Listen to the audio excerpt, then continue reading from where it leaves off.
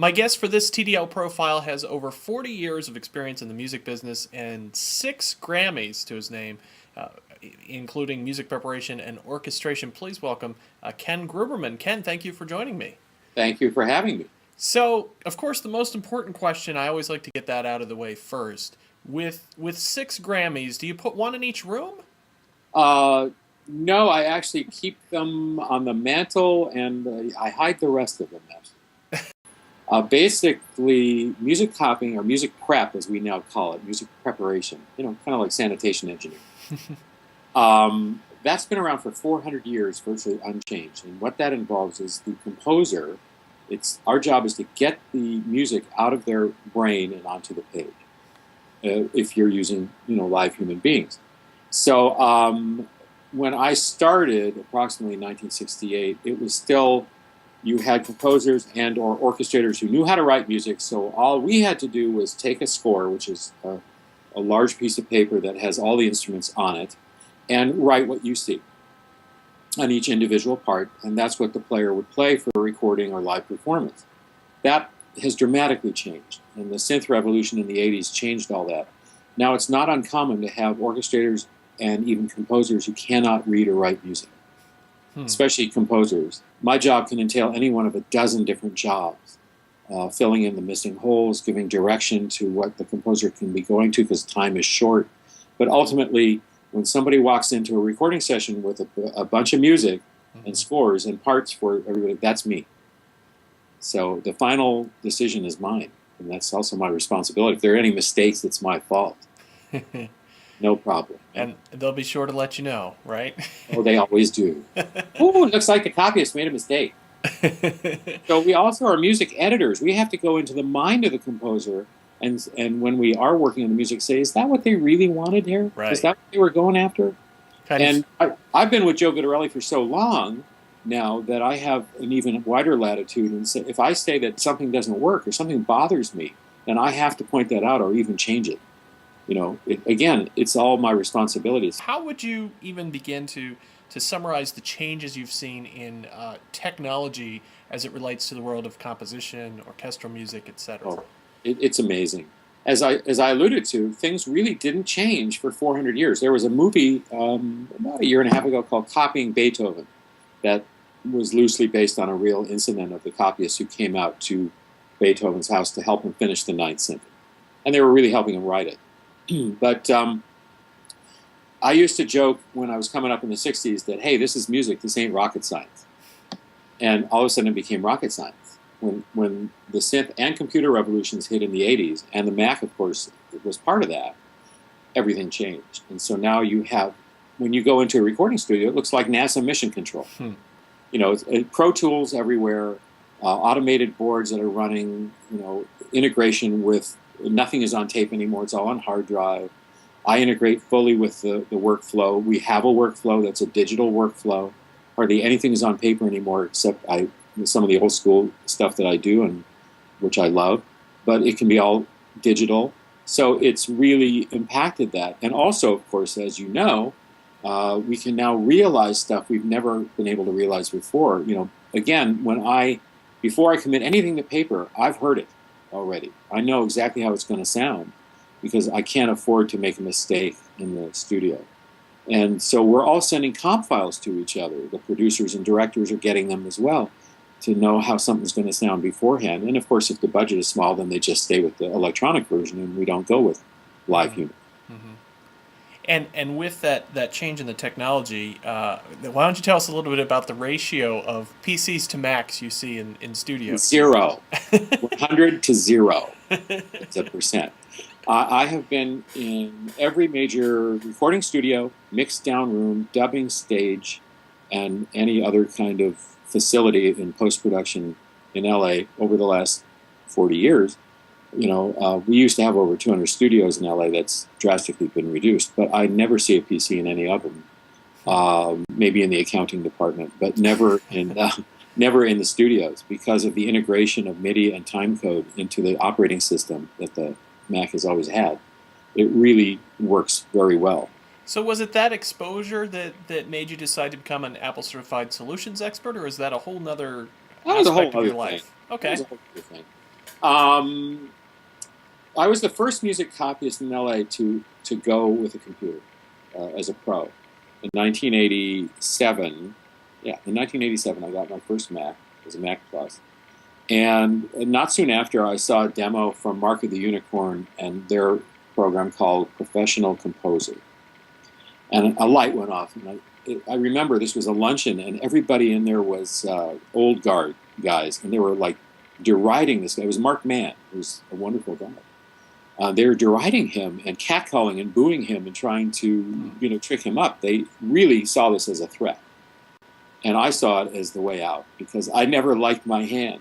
There were people I revered as gods with the pen. I wasn't one of them. But I said, this I can do. So I got my Mac Plus and I started running with it. But as I got more into the Mac, I realized this is the computer I've been waiting for. I could do more in one weekend than 3 years of having a Commodore 64. So concurrent with that, my friend Marty Saffer, who encouraged me to do it. He was in this user group called the Mac Valley User Group in Northridge, California, and he encouraged me to join it. And that's when everything happened. And I was with them for 17 years. I was the program director for 14 years. I ran the Mac Valley Voice. They're still around, by the way. They're a good group.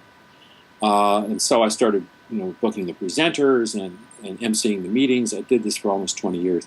And out of that, I became an Apple advocate, and I started, appearing at Saybolt seminars and also Macworld Expos on music prep panels.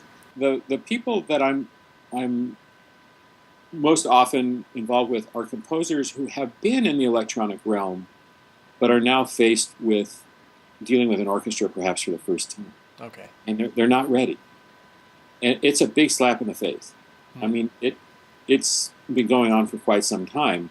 And I always encourage people, look, this is going to be the eventual outcome of your career if you keep going. And this is what you might want to do, too. It's fun. It's a lot of fun. Doesn't mean you have to give up electronics. You can go all electronic if the score demands it, or you can merge it like Jerry Goldsmith so artfully did for so many years with the orchestra, or you can go all orchestra, but you got to have that breath. And when that happens, that's when you want your orchestrator and music prep team on your side, because our job is to make a composer look good. That's our job. That's what we get paid for. And among your many jobs, you also served as music supervisor for David Copperfield for many years. Yeah, 8 years. And I now know who to go to when I want the perfect sound for something to vanish. Yeah. He said, I went to see Penn and Teller once at the Wiltern Theater, and at the break we were schmoozing a little bit, and I told them that, and they said, "Wow, that must have been a white knuckle ride." And I said, "Yeah, in some ways, but it was also a lot of fun. It was a lot of fun because and I haven't spoken with David for several years, but I really like him and I miss him. With him, music always came first. All those great TV specials you remember about walking through the Great Wall of China and the Statue of Liberty disappearing, and all of his signature big budget tricks, the music came first, and then he figured out what to do to the music. He actually choreographs to the music. So I would be like asleep at 3 a.m. Phone would ring. This is what I'd hear. I go, hello. I hear, okay, I got something. Bermuda Triangle, underwater cage of death. Come up with something. Call me back. That's what it used to be like. So it was a lot of fun. We're talking shortly after the release of Apple's newest product, the iPad, or the iPad. The announcement of it. What are your thoughts about that? And do you see any immediate applications for music? I don't think that the iPad is, in its first incarnation, going to be a serious music production tool, but I do think you could use it as a composition tool, as an idea capture, as something, again, you could check something out and hear how it sounds, that kind of thing. We also know from the iPhone and from all the other big platforms they've introduced, they got to start somewhere and give themselves room to grow. So the A4 chip at 1 gig will probably become the A5 chip at 2 gigs. Who knows what capabilities they'll gain? We'll probably get a camera in the next iteration. They have to keep selling models, so they can't give you everything off the top. Right. But I believe that there could be an iPad with music capability built in, or some kind of enhancement coming down the line. So let's talk a little bit about the Tech Daddy. That, Okay. that's your name. Yeah, the Tech Daddy. My wife Ellen came up with that. I used to be Gruber World Consulting, and she said, "Boring. You need something that people can remember." So I'm the Tech Daddy. Come sit on my laptop. And who's your Tech Daddy?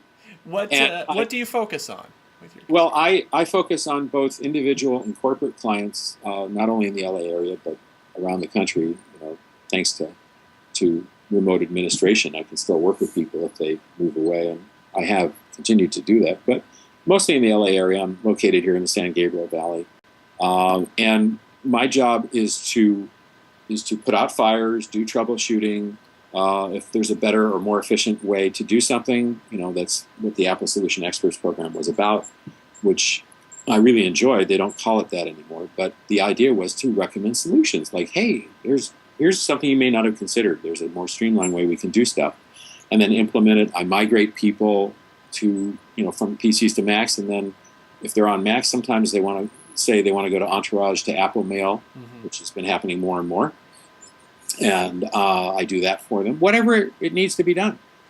How has the opening of the retail stores changed that dynamic as far as people finding you and all that? Both good and bad. Basically, the retail stores are not only a salvation but also my primary competition.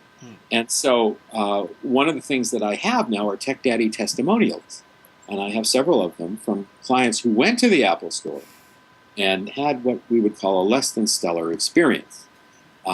Whether it was they bought a new Mac and we were supposed to migrate them for free, and in one case I spent 14 hours cleaning up that mess. Not that all Apple stores are going to do that, but it's the luck of the draw. Or classes when I teach, I do one-on-one with clients. Yes, you can do that at the Apple Store, but it's a very noisy environment, lots of lots of distractions there, and so I can work with them at the level that they want to go with. So, it's hard because in the economy that we're currently in, people will put off fixing their computers or maintaining their computers until the last second. It's like going to see the dentist or the car mechanic. They wait until something terrible happens. I try and encourage them, see me twice a year, and nothing bad will happen. Ken Gruberman, thank you so much for joining us today for this TDL Profile. Thank you for having me. This was fun.